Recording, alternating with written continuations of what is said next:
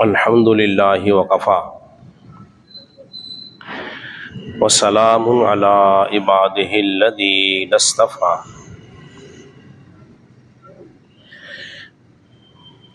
اما بعد فاعوذ باللہ من الشیطان الرجیم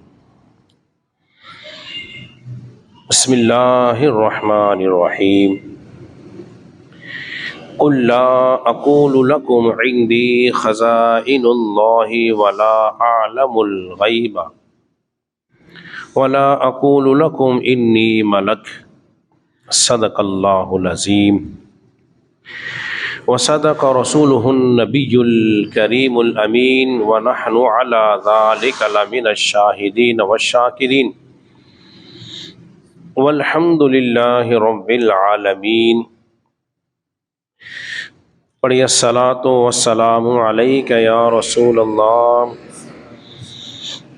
الصلاۃ والسلام علیک یا حبیب اللہ، الصلاۃ والسلام علیک یا شفیع المذنبین، الصلاۃ والسلام علیک یا رحمۃ للعالمین۔ چمک تو سے پاتے ہیں سب پانے والے، میرا دل بھی چمکا دے چمکانے والے۔ تو زندہ ہے واللہ تو زندہ ہے واللہ، میرے چشم عالم سے چھپ جانے والے۔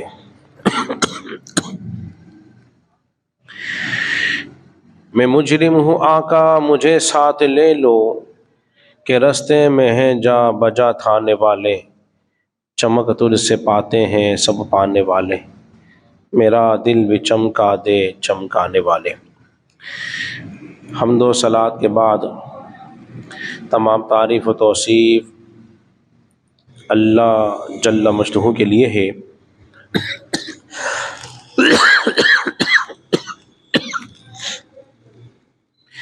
جو کہ خالق کائنات بھی ہے اور مالک کائنات بھی ہے۔ درود و سلام ہو نبی مکرم شفیع معظم حضرت محمد مصطفیٰ صلی اللہ علیہ وسلم کی ذات ببرکات پر، اور آپ کی آل پر اور آپ کے اصحاب پر لائق عزت احترام تمام حاضرین سامعین، میرے عزیز بزرگوں اور دوستوں۔ حضرات گرامی، اس ساری کائنات کو چلانے والی ذات اللہ تبارک و تعالیٰ کی ذات ببرکات ہے۔ اس نظام کو چلانے والی جو ذات ہے وہ خدا بند قدوس کی ذات اقدس ہے، اور اس کائنات کے اندر دوسرا خدا موجود نہیں ہے، اور یہ اس کے واحد ہونے پر دلالت کرتا ہے۔ جن لوگوں کا عقیدہ نظریہ یہ ہے کہ ایک سے زائد خدا ہیں،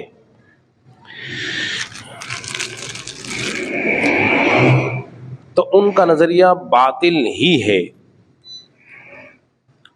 اس لیے کہ اگر ایک سے زائد خدا ہوتے تو یہ دنیا کا جو نظام ہے جو چل رہا ہے یہ درہم برہم ہو جاتا، اور کائنات جو ہے یہ تباہ ہو جاتی اور ختم ہو جاتی۔ کیوں؟ اس لیے کہ اگر ایک سے زائد خدا مانے جائیں تو جب چند خدا ہوں گے تو ہر ایک خدا جو ہوگا اپنی قدرت کا اظہار کرے گا۔ یوں سمجھ لیجیے کہ کوئی کہے گا کہ سورج یہاں سے نکلنا چاہیے، کوئی کہے گا سورج یہاں سے نکلنا چاہیے، کوئی کہے گا کہ بارش یہاں ہونی چاہیے، کوئی کہے گا بارش یہاں ہونی چاہیے۔ تو اس طرح کائنات کا نظام کیا ہو جائے گا؟ بولیے، درہم برہم ہو جائے گا۔ اس کائنات کو چلانے والی صرف ایک ہی ذات ہے جو وحدہ لا شریک کی ذات ہے۔ اتنی گفتگو جب آپ نے سمجھ لی تو پھر یاد رکھ لیجئے، جسے ہم خدا کہتے ہیں اس کے اندر دو صفات ہوتی ہیں۔ کتنی صفات ہوتی ہیں؟ دو ہوتی ہیں۔ امام فخر الدین رازی نے، علامہ آلوسی نے اور دیگر مفسرین نے اس بات کو بیان فرمایا ہے کہ اللہ تبارک و تعالیٰ کی ذات میں دو صفات ہیں، اور بھی بہت ساری صفات ہیں مگر خاص کر کے دو کا تذکرہ فرمایا۔ ان میں سے پہلے نمبر پر ہے وہ ہے علم، وہ کیا ہے؟ علم ہے، اور دوسرے نمبر پر ہے قدرت۔ اگر اللہ کے پاس علم ہی نہ ہوتا تو بتائیے پھر اس کو کیا خبر ہوتی کہ بندہ کیا کر رہا ہے کیا نہیں کر رہا؟ تو جب اللہ تبارک و تعالیٰ اپنے بندوں کے افعال سے ہی غافل ہوتا تو ظاہری بات ہے اس کو علم نہیں ہوتا۔ تو یہ بات جو ہے یہ بھی درست بولیے نہیں ہے۔ اللہ تبارک و تعالیٰ کے پاس علم ہے اور وہ اپنے بندوں کے ایک ایک افعال کو جانتا ہے۔ اللہ تبارک و تعالیٰ کا علم جو ہے وہ ازلی ہے، ابدی ہے۔ دوسرے نمبر پر ہے قدرت۔ قدرت کیا ہے؟ کہ اگر قدرت ہی نہ ہو اس کے پاس تو پھر جو اس کے نافرمان ہیں ان کو سزا کیسے دے، جو اس کے فرما بردار ہیں ان کو اجر کیسے دے، کیونکہ قدرت ہی نہیں۔ تو ماننا پڑے گا اللہ تبارک و تعالیٰ کی ذات میں یہ دونوں صفات ہیں، اللہ علم والا بھی ہے، قدرت والا بھی ہے۔ اللہ علم والا بھی ہے اور قدرت والا بھی ہے، اسے ہر شے کا علم بھی ہے اور وہ ہر چیز پہ قادر ہے، قدرت بھی رکھتا ہے۔ یہ اس کا فضل ہے، جسے چاہے چھوڑ دے اور جسے چاہے عطا فرما دے، یہ کیا ہے؟ اس کا فضل ہے۔ دیکھیے قرآن مجید فرقان حمید کے اندر بھی اللہ تبارک و تعالیٰ نے ارشاد فرمایا، قُلْ لَا أَقُولُ لَكُمْ عِنْدِي خَزَائِنُ اللَّهِ، تم فرماؤ تم میں سے پس میں نہیں کہتا کہ میرے پاس اللہ کے خزانے ہیں۔ تم فرما دو، نبی پاک صلی اللہ علیہ وسلم کی زبان سے اعلان کروا گیا ہے، محبوب کہہ دیجئے کہ تم اعلان کر دو میرے پاس اللہ کے خزانے نہیں ہیں۔ اب یہاں جو اعلان ہو رہا ہے تو یہ اس سے مراد ذاتی ہے کہ عطائی ہے، یہ فرق سمجھنا پڑے گا۔ اور دوسری مقام پر اللہ تبارک و تعالیٰ نے ارشاد فرمایا، اِنَّا أَعْطَيْنَاكَ الْكَوْثَرَ، اے محبوب صلی اللہ علیہ وسلم ہم نے آپ کو خیر کثیر عطا فرمایا ہے، خیر کثیر عطا فرمایا۔ اور نبی پاک صلی اللہ علیہ وسلم کے لیے اللہ تبارک و تعالیٰ نے ایک مقام پر یوں ارشاد فرمایا ہے، وہ فرمایا وَعَلَّمَكَ مَا لَمْ تَكُنْ تَعْلَمْ، اے محبوب صلی اللہ علیہ وسلم آپ جو نہ جانتے تھے ہم نے آپ کو سکھا دیا، آپ کو بتا دیا۔ تو پہلے ذاتی علم غیب کی کیا کی؟ نفی کی، پھر اس کے بعد اللہ تبارک و تعالیٰ نے اپنی عطا کا اعلان فرمایا ہے۔ اب اس کو اور ذرا آسانی کے ساتھ ہم سمجھ لیتے ہیں تاکہ مکمل گفتگو آپ کے سامنے ہو۔ اللہ تبارک و تعالیٰ کا علم جو ہے وہ ذاتی ہے، کیا ہے بولیے؟ ارے بول دیجئے، ذاتی ہے۔ اللہ تبارک و تعالیٰ کا علم قدیم ہے، ہمیشہ سے ہے۔ اس کے مقابلے میں حضور کا جو علم ہے وہ ذاتی نہیں ہے، کیا ہے؟ عطائی ہے۔ اللہ کا علم کیا ہے؟ ذاتی، اور رسول اللہ صلی اللہ علیہ وسلم کا جو علم ہے وہ کیا ہے بولیے؟ عطائی ہے۔ ایک فرق۔ دوسرا فرق یہ ہے کہ اللہ تبارک و تعالیٰ کا علم جو ہے وہ قدیم ہے، ہمیشہ سے ہے اور ہمیشہ رہے گا۔ اللہ کے مقابلے میں حضور کا جو علم ہے وہ قدیم نہیں ہے، وہ حادث ہے۔ حضور کو پہلے علم نہیں تھا، اللہ نے دیا تو علم ہو گیا۔ تو اللہ کا علم جو ہے وہ قدیم ہے، حضور کا علم جو ہے اللہ کے مقابلے میں حادث ہے۔ تیسرا فرق بھی سمجھ لیجئے، وہ یہ ہے کہ اللہ تبارک و تعالی کا علم جو ہے وہ غیر مخلوق ہے. کیا ہے؟ غیر مخلوق ہے. اور حضور کا علم جو ہے وہ کیا ہے؟ مخلوق ہے. چوتھا فرق بھی سمجھ لیجئے کہ اللہ تبارک و تعالی کا علم کسی کے قبضہ کنٹرول میں نہیں. اللہ کا جو علم ہے کسی کے قبضہ کنٹرول، کسی اختیار میں نہیں ہے، جبکہ مصطفیٰ کریم صلی اللہ علیہ وسلم کا جو علم ہے وہ اللہ تبارک و تعالیٰ کے قبضہ اور کنٹرول میں ہے. پانچواں فرق بھی سمجھ لیجئے کہ اللہ تبارک و تعالیٰ کو کسی نے کچھ دیا نہیں، کسی نے کچھ دیا نہیں ہے، جبکہ حضور علیہ الصلوۃ والسلام کو سارا کا سارا علم جو ہے وہ اللہ کا دیا ہوا ہے. حضور کے پاس ایک ذرے کا علم بھی ذاتی نے رب کا عطا کیا ہے، اور اللہ تبارک و تعالیٰ کے پاس ایک ذرے کا علم بھی کسی نے دیا نہیں ہے، اس کا خود مالک ہے. یہ ان باتوں کو آپ نے ضرور یاد رکھنا ہے، ان باتوں کو آپ نے ضرور یاد رکھنا ہے. دوسرے نمبر پر ہے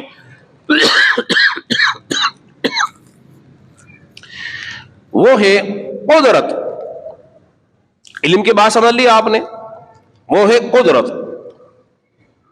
قدرت بھی دو ہی قسم کی ہوتی ہیں، اور ان قدرت میں بھی وہی ملحوظ خاطر رکھنا پڑے گا جو میں نے ابھی آپ کو علم کے بارے میں بتایا ہے. اللہ کی ساری قدرتیں، ساری طاقتیں اس کی اپنی ذاتی ہے، اور اپنے بندوں میں سے جس کو جو چاہے قدرت عطا کر دے، وہ ساری قدرتیں بندے کے پاس اللہ کی عطا کی ہوئی ہوتی ہے، عطا کر دی ہوئی ہوتی ہیں. اب میں اس کی ایک مثال قرآن مجید فرقان حمید سے آپ کے سامنے بیان کرتا ہوں. پہلے اس کی نفی سن لیجئے. جس طرح فرمایا گیا سورہ آراف کے اندر، کیا فرمایا؟ قُلْ لَا أَمْلِكُ لِنَفْسِي نَفْعًا وَلَا ضَرًّا.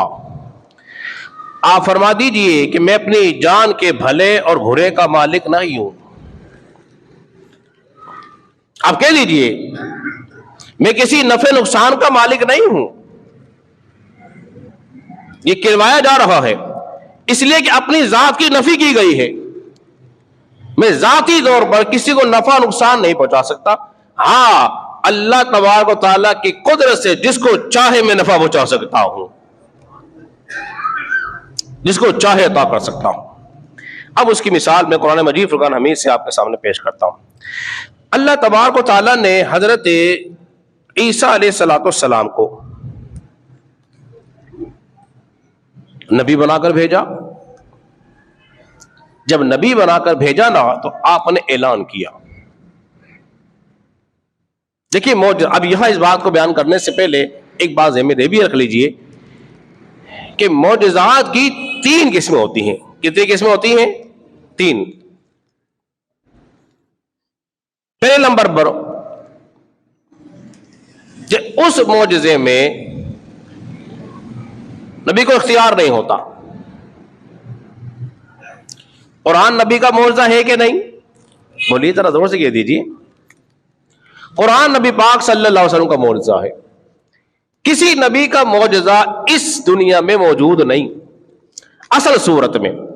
اگرچہ توریت، انجیل، زبور دنیا میں موجود ہیں مگر تحریف شدہ، رد و بدل کے ساتھ.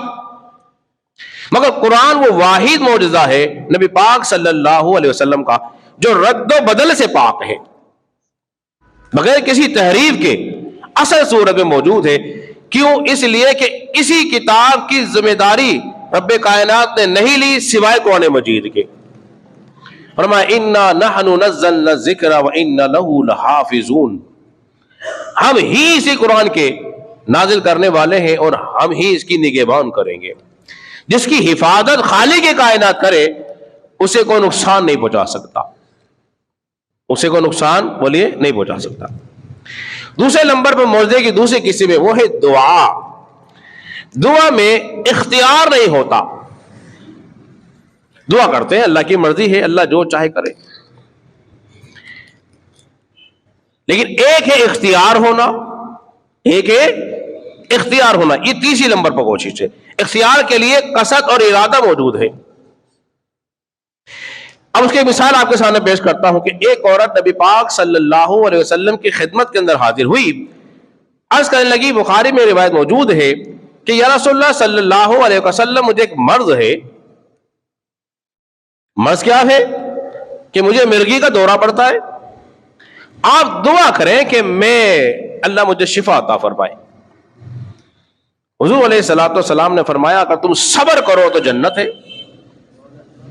اگر تم صبر کرو تو جنت ہے. تم چاہو تو دعا کروں.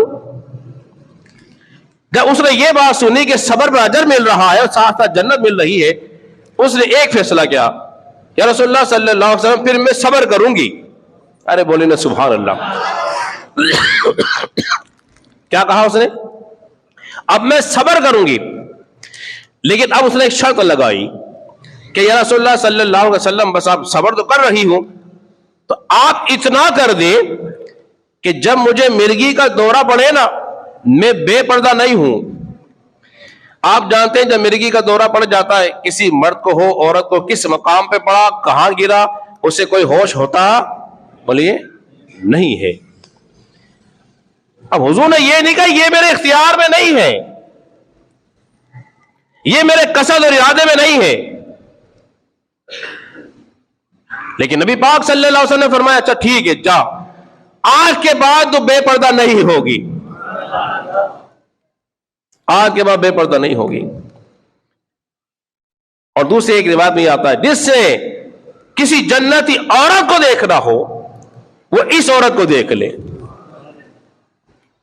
یہ معجزے کی وہ اعلیٰ قسم ہے جس میں قصد اور ارادہ پایا جاتا ہے. تو میں حضرت عیسیٰ علیہ الصلوۃ والسلام کی بات کر رہا تھا. جب آپ کو نبی بنا کر بھیجا گیا دنیا کے اندر، آپ نے اعلان کیا. اس مقام پہ ایک بات کو سمجھ لیجیے کہ معجزہ اور کرامت میں فرق ہوتا ہے. معجزہ جو ہے وہ اس کے نبی ہونے کی دلیل ہوتی ہے، اور خرق عادت کا کسی انسان کے ہاتھ میں ظاہر ہونا اس کے ولی ہونے کی علامت نہیں ہوتی. یہ نہ سمجھنا کوئی ہوا میں اڑ کے دکھا دے تو ولی ہے، نہ، یہ کوئی معیار نہیں ہے. یعنی کرامت کا ظہور پذیر ہونا اس کے ولی قطب ابدال ہونے کی معیار نہیں ہے. پھر معیار کیا ہے؟ معیار ہے شریعت.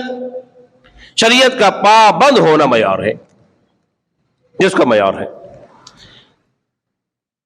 سمجھ لیا آپ نے یہ گفتگو؟ تو عیسیٰ علیہ الصلوۃ والسلام نے اعلان کیا، لوگوں میں اللہ کا نبی ہوں. اور جتنے نبی آئے ہیں نا، سب سے ان کی قوموں نے معجزات طلب کیے ہیں. اللہ کو دلیل دو، اگر نبی ہو تو دلیل دو، ہمیں کچھ کمال کوئی معجزہ دکھاؤ. عیسیٰ علیہ الصلوۃ والسلام نے اپنی قوم کے سامنے کہا، آپ نے فرمایا، انی قد جئتکم من آیات من ربکم. آپ فرما دیجئے، بے شک میں تمہارے پاس ایک نشانی لے کر آیا ہوں. اب چونکہ نشانی طلب کی تو نشانی دکھا رہے ہیں. وہ کیا ہے؟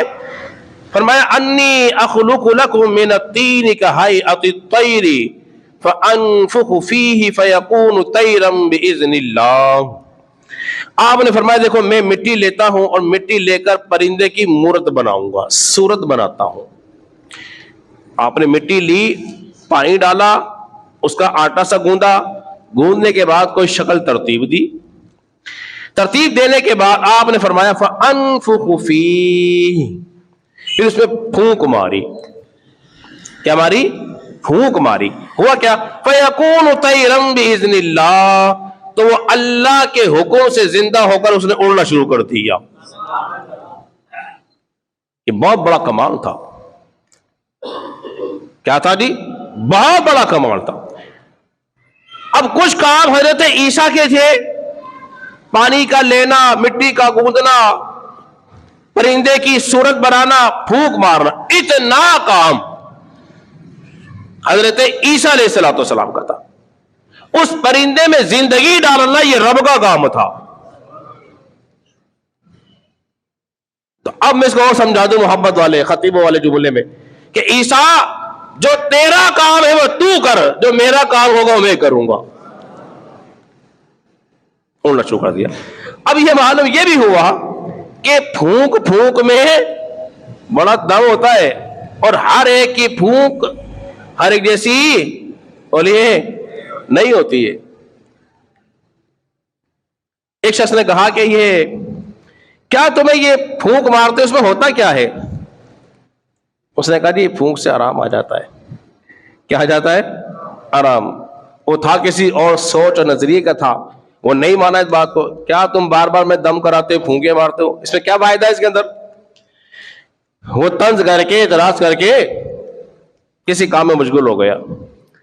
قدر خدا کی دیکھیے، ہتھوڑی اور سے لے کر کیل ٹھوک رہا تھا. ٹھوکتے ٹھوکتے جب کیل جو تھی نا، بجائے ہتھوڑی کے کیل کے لگنے کے انگلی میں لگ گئی. اس ہتھوڑی چھوڑی اور پھونک مارنا شروع کی. پھونک مارنا شروع کی. اس نے کہا جی کیا کر رہے ہو؟ وہ جی پھونک مار رہا ہوں. بولے کیوں؟ بولے آرام آ جاتا ہے. ہتھوڑی اگر انگلی پہ لگ جائے تیری، پھونک مارنے سے آرام آ جاتا ہے. جو اللہ کے ولی، اللہ کے نبی ہوتے ہیں، ان کی پھونک میں یہ برکت ہوتی ہے، بے جان میں زندگی آ جاتی ہے. بے جان میں زندگی آ جاتی ہے. اس کے بعد آپ نے فرمایا وَأُبْرِئُ الْأَكْمَحَ وَالْأَبْرَصَ. یہ اس سے بھی بڑا کمال تھا. فرمایا کہ اللہ نے مجھے ایک خوبی اور بھی دی ہے. پوچھا جی وہ کیا ہے؟ آپ نے کہا میں جو مادہ ذات اندھے ہوتے ہیں نا، ان کا بھی علاج کر دیتا ہوں. اس دور میں جتنے بڑے بڑے ڈاکٹر ہیں، کوئی مادہ ذات اندھا پیدا ہو جائے نا، اس کا علاج ممکن نہیں. اس کا علاج ممکن نہیں. سائنس نے بڑی ترقی کی مگر ان کے علاج نہ کر سکی، عاجز ہے. تو اس وقت کے جو نابینا پیدا ہوئے تھے، عیسیٰ علیہ السلام کے پاس آتے، حضرت عیسیٰ اپنا ہاتھ ان کی آنکھوں پہ رکھتے، اللہ تبارک و تعالیٰ شفا عطا فرمایا کرتا تھا. یہ قرآن بتا رہا ہے. ان کا ان کے پاس آنا کس کے لیے تھا؟ شفا کے لیے تھا. بعد نے اعتراض کیا بھائی جو صحابہ جاتے تھے نا، وہ شفا کے لیے تو نہیں جاتے تھے، وہ تو حضور سے شکایت کرنے جاتے تھے. کہتے ہیں جب عقل ہوتی ہے نا تو پھر سب کچھ ختم ہو جاتا ہے. حضرت قتادہ کی آنکھ پہ تیر لگ گیا. قتادہ کی آنکھ پہ ایک جھگ میں تیر لگ گیا. اب آنکھ آ گئی باہر. اب وہ حضور کی بارگاہ میں حاضر ہوئے. فوراً بتائیے شکایت کرنے آئے تھے کہ شفا لینے آئے تھے؟ اگر شکایت کرنے آتے تو کہتے یا رسول اللہ تیر لگ گیا ہے، بس اب میرا بھی نام لکھ لیجیے. پھر فوراً کسی حکیم، کسی ڈاکٹر، کسی اطباء کے پاس جاتے. تو معلوم یہ ہوا صحابہ حضور کے پاس شکایت کرنے نہیں جاتے تھے بلکہ شفا کے ارادے سے جایا کرتے تھے. جب عیسیٰ علیہ السلام کے متعلق ہمیں قرآن میں یہ بات ملتی ہے کہ نابینا اندھے ان کے پاس جا کر بینا ہو جاتے تھے، مصطفیٰ کریم صلی اللہ علیہ وسلم کی بارگاہ میں آنے والا صحابی بھی آنکھ کو بھی لے جایا کرتا تھا. قتادہ کہتے ہیں کہ جب آنکھ حضور کے پاس گیا نا، حضور نے لوا پہ دہن لیا، اس کے بعد لگا دیا، آنکھ لگا دی. آنکھ جب لگا دی تو وہ آنکھ ایسی درست ہو گئی کہ اس میں روشنی زیادہ تھی. اس میں روشنی زیادہ تھی. اسی طرح فرمایا وَأُبْرِئُ الْأَكْمَحَ وَالْأَبْرَصَ، جو کوڑ کے مریض ہیں ان کو بھی شفا دیتا ہوں. جتنے برس کے مریض آتے تھے نا، آپ ہاتھ پھیرتے تھے، یوں ہاتھ پھیرا اس کے جسم پر، جیسے جیسے ہاتھ لگتا جاتا تھا ویسے ویسے شفا ہوتی جاتی تھی. یہ کمال تھا حضرت عیسیٰ علیہ السلام کا. سلمہ بن اقوا بخاری کے اندر روایت موجود ہے. تو معلوم یہ ہوا ان کا جو ہاتھ تھا وہ عام ہاتھ نہیں تھا. حضرت عیسیٰ علیہ السلام کے ہاتھ میں بھی 5 ہی انگلی تھی اور آپ کے اور میرے ہاتھ میں بھی 5 ہی انگلیاں ہیں. اب ان کا ہاتھ مریض کو لگے شفا پاتا ہے, حضور اپنا ہاتھ پانی کے برتن میں ڈال دے, پانی کے چشمے جاری ہو جاتے ہیں. یہ ارادے کثرت سے ہوتا ہے. بخاری میں روایت موجود ہے, سلمہ بن اقوا رضی اللہ تعالیٰ عنہ, حضور نے کسی کام سے ان کو بھیجا, کسی یہودی کے پاس قتل کرنے کے لیے. جب وہ حضور کے حکم پر عمل کر کے آئے نا, خوشی کے اندر کہ حضور نے مجھے حکم دیا وہ کام میں کر آ گیا ہوں, تو تیزی سے اترنے لگے نا سیڑھیوں سے, تو ان کی جو پنڈلی ہوتی نا, پنڈلی یہ ٹوٹ گئی. جو دستار, جو پگڑی, جو چادر آپ کے پاس تھی, آپ نے اس کو لپیٹ لیا اور لپیٹ کر بارگاہ مصطفیٰ میں حاضر ہوا. جب حاضر ہو گئے اور سارا واقعہ سنایا, کریم آقا نے یہ نہیں شاہ فرمایا اب بھائی اب میں کیا کروں بتائیے, تم نے جو میرے حکم پہ عمل کیا ہے اللہ تمہیں اس کا اجر دے گا, لیکن ٹانگ ٹوٹ گئی, اب ٹانگ کا علاج تو میرے پاس ہے نہیں, اور میں تو اللہ کا رسول ہوں, تمہیں احکام پہنچانے آیا ہوں, کوئی علاج معالجہ کرنے نہیں آیا. حضور نے ایسی بات ارشاد نہیں فرمائی. فرمایا میرا صحابی جب آیا ہے, آپ نے فرمایا سلمہ بن اقوا اپنی ٹانگ کو پھیلا دو. فرماتے میں نے اپنی ٹانگ کو پھیلایا اور میرے کریم آقا نے وید اللہ والا ہاتھ اس ٹانگ پہ پھیرا, بس جیسے جیسے ٹانگ پہ پھیرتے گئے ویسے ویسے پنڈلی جڑتی گئی. ایک کمال تھا. یہ دونوں قدرتیں اللہ تبارک و تعالیٰ نے آپ کی ذات کے اندر رکھی. اس کے بعد وَأُحْيِي الْمَوْتَى بِإِذْنِ اللَّهِ, میں اللہ کے حکم سے زندہ بھی کرتا ہوں. یہ اس سے بڑا کمال تھا. کون کہہ رہے ہیں؟ عیسیٰ علیہ السلام. بتائیے زندہ کون کرتا ہے؟ ارے بولیے دیے, اب ڈرو نہیں, ریکارڈ بات میری ہو رہی ہے, آپ کی نہیں ہو رہی, بولا کرے. کون کرتا ہے؟ اللہ کرتا ہے. وہ کہہ رہے احیی الموت باذن اللہ, میں بھی زندہ کرتا ہوں اللہ کے حکم سے. کیا مطلب ہے؟ حکم میرا ہوتا ہے اور زندہ کرنا اللہ کا ہوتا ہے. جب بندہ اس مقام پہ پہنچ جاتا ہے پھر بندے کی زبان سے جو لفظ نکلتا ہے اللہ تبارک و تعالیٰ اس لفظ کو, اس بات کو پورا فرما دیتا ہے. ابھی وقت نہیں ہے میرے دامن کے اندر, ورنہ میں وقت میرا ختم ہو چکا, ورنہ طویل باتیں کرتا. آپ کی دلچسپی کی ایک روایت بیان کر دیتا ہوں جو کہ میرے موضوع پہ ہی ہے. ایک صحابی رسول کی 4 بیویاں تھیں. کتنی بیویاں تھیں؟ ذرا زور سے بول دو. 4 بیویاں تھیں. جب وہ گھر میں آتے نا ان کے پاس سے بڑی خوشبو آتی, بڑی خوشبو. ایک دن چاروں نے میٹنگ کی, ہمارا شوہر جو آتا ہے نا بڑی عمدہ خوشبو اس کے پاس سے آتی ہے, مگر کبھی اسے لگاتے ہوئے دیکھا نہیں, کبھی اسے گھر میں لگاتے ہوئے دیکھا نہیں. اگر آپ خوشبو لگائیں گے نا تو آپ کی والدہ, آپ کی بہن, آپ کی بیوی, آپ کی بیٹی دیکھ لے گی کہ میرے ابا جان, میرے بھائی جان یا میرا شوہر کون سے خوشبو لگاتا ہے. انہوں نے ارادہ کیا آج آنے تو پوچھتے ہیں. اب جیسے گھر پہ پہنچے نا چاروں نے گھیر لیا. بولے ایک بات بتائیے. اس نے کہا جی کہیے. تمہارے پاس ہے جو خوشبو آتی ہے لاجواب ہوتی ہے, جو خوشبو ہمارے پاس نہیں ہوتی, حالانکہ ہم تو مہنگی سے مہنگی ترین خوشبو لگاتے ہیں. جس طرح ہماری خواتین بڑا عمدہ باڈی اسپرے اور پرفیوم لگاتی ہیں, اگرچہ خواتین کو خوشبو لگانا شرعاً جائز بولیے نہیں ہے. اس نے کہا خوشبو خریدنے کے لگانے کی دور کی بات, میں نے کبھی خریدی بھی نہیں. ارے بولیے سبحان اللہ. کیا کہا اس نے؟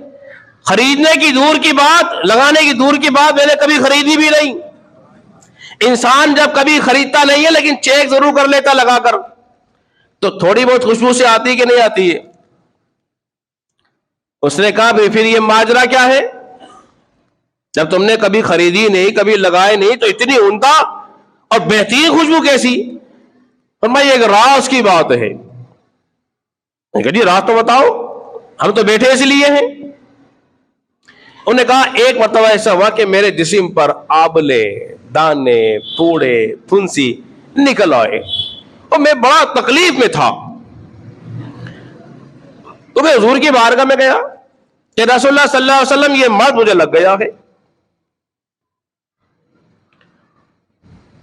اب دیکھیے حضور کے پاس گئے ہیں، کیا خیال ہے کیا انہوں نے علاج معالجہ نہیں کرایا ہوگا؟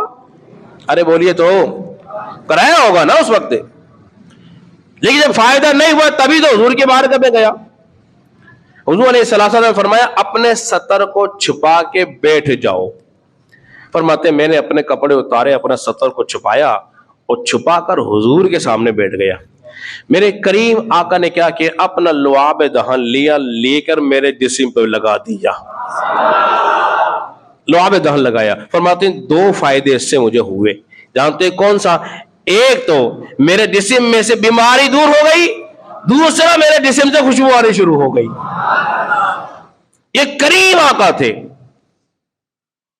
اور یہ دیکھو میں نے جو علم شروع بات کی تھی، علم اور قدرت مقام نبوت میں سے ہے۔ موضوع کیا تھا ہمارا؟ علم اور قدرت مقام نبوت میں سے ہے۔ تو اللہ تبارک و تعالیٰ نے علم بھی دیا ہے، قدرت بھی دی ہے۔ اللہ رب العزت کے بارگاہ میں دعا کریں خالق کائنات ہم سب کو سمجھنے اور عمل پیرا ہونے کی توفیق عطا